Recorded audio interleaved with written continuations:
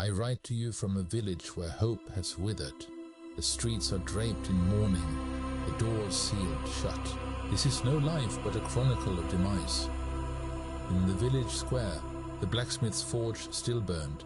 His hammer rang out, each strike a stubborn echo, as if resisting the catastrophe that crept closer. The people gathered around the fire, whispering of the plague. Even the crackling warmth of the wood could not drive away their dread. The shadows only clung tighter to one another. Soldiers patrolled the streets, yet their eyes betrayed unease. The silence of the bells hung over the village like a shroud. That night I withdrew to my chamber. On the first page of my journal I wrote, "Fever and cough have seized the village." The ink trembled, as if even the words themselves struggled to keep pace within these dark days. On my desk the medicine bottle stood empty. Beyond the glass, the void reflected my helplessness. Some doors had been boarded shut. From within came muffled groans. The villagers tried to hide death, but the walls could not contain the whispers. In the dark there was but one light, a woman carrying a lantern, moving through the narrow alleys. Each step echoed against stone walls, turning the silence into something even more terrifying. I wrote again. Symptoms spread swiftly, no cure in sight. Day after day, the same sufferings, the same deaths. The pages grew heavier. Every line felt carved into a tombstone. My hand shook upon the pen. From my lips escaped a question. Has God abandoned us? No answer came. Silence itself felt like the only reply, carrying the echo of despair. In the empty market, the bells tolled. Their sound spread over the village like a heavy shadow. The murmur of crowds was gone. Only the metallic echo of loss remained. Through the window I saw the blacksmith. He still swung his hammer, though no one watched. The sound filled not the village, but the hollow rhythm of fear echoing through stone streets. I wrote, "Every house holds the sick." With each passing day, the journal weighed more. Each line turned into a farewell. Words hardened into death notice. The woman with the lantern moved on through the streets. She tried doors, but silence met her every time. The people had imprisoned themselves. Fear had become the village's heaviest chain. A soldier patrolled. I counted his steps. Then the street fell still, as if the village's heart had stopped. I drank from the cup on my desk, then returned to the page. Today I lost a young patient. Neither bloodletting nor herbs could save him. Perhaps centuries from now, a cure will be found. I watched soldiers gather in the square.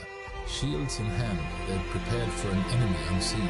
As these thoughts consumed me, I saw her again. She lifted her lantern, testing doors. That she dared remain in the streets, despite the terror, struck me as a strange kind of courage. Beneath my mask, my breath grew heavy. Perhaps the sickness would claim me too. Yet without the mask, I dared not approach another soul. At night I did not open the journal. I was only lost in thoughts. We do not know the root of this plague. Perhaps centuries from now, it will be comprehensible. Today, news came of a woman giving birth. Her husband had died of the plague. I had written down hundreds of losses, but this sight silenced me. For the first time, my pen refused to move. She pressed the infant to her chest. That small cry was proof that life still struggled to resist. yet death still ruled the room. The image burned into me. Tomorrow will bring new losses in other homes. This mother and child may endure or vanish. All I can do is bear witness. From my window I looked upon the village. The chimneys were cold, the streets deserted. The square, once full of voices, was now a grave of silence. The plague had stolen the village's very soul. The patient I was called to today died before I could arrive. His family looked to me, expecting a miracle, but I had none to give. Helplessness weighed upon us all. Still, the blacksmith's forge burned, the hammer struck, though none remained to watch. The sound filled only the empty streets. At dusk I saw the lantern woman again. This time she did not knock at doors, nor did she hurry. For the first time I saw her face. The villagers said she was a writer of renown. That night was different. Instead of knocking, she walked quietly to the center. In her hands a journal she was writing. Perhaps like me, she was recording the catastrophe. At last the forge went dark. The hammer fell silent. The village's true silence revealed itself. This morning, for the first time, I stepped outside without my mask. Even breathing felt an act of courage. In the street, the only living creature was a starving dog, yet even it fled from me. At the market, one stall remained. An old woman tried to sell her last loaves of bread. No one came. Money had lost all meaning. Survival was the only currency. Half my journal was full. Every page a loss, every line a farewell. The ink was running low, but there was still too much to write. Future generations must know this darkness. The soldiers dwindled, some fell ill, others fled. Those who remained no longer patrolled. They only tried to save themselves. At the door of a grand house, a white cloth fluttered. It marked death.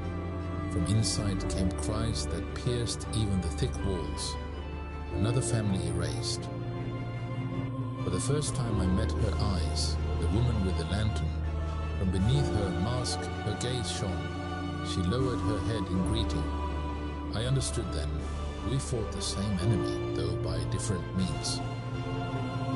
The path to the church was blocked. Stones and rotting beams sealed it away from the world. Even the house of God was no longer safe. Faith had withered. That night I dreamed of the dead. They were not angry. You did all you could, they told me. Yet when I woke, guilt clung to me. I should have done more. No one drew water from the well.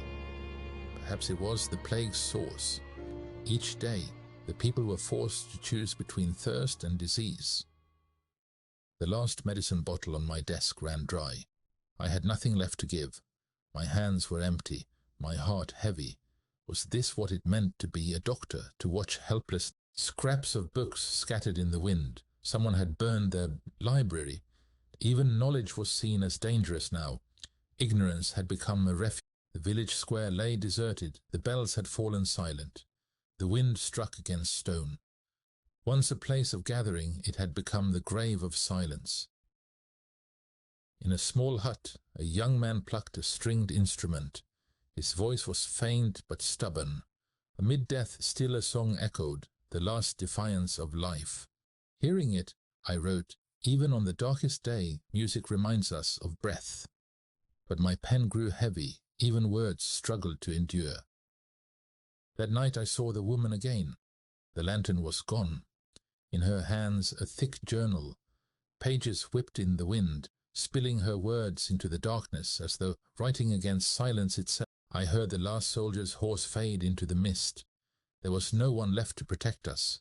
The village was abandoned to its own fear. From my window I saw her. She wrote quickly into the thick journal. Then I understood. I was recording the sickness, she, the people. We were two sides of the same story. By morning, news came of the blacksmith's death. He was found at his forge, hammer in hand. With his last breath, he drove the final nail into the village's coffin. Now there were two journals on my desk. One counted the dead, the other told of the living. I placed them side by side. Neither alone could tell the truth. Only together could the story be whole. At sunrise I wrote the final line. The plague took our village, but not our story. These words will remain, the last gift from the living to the dead.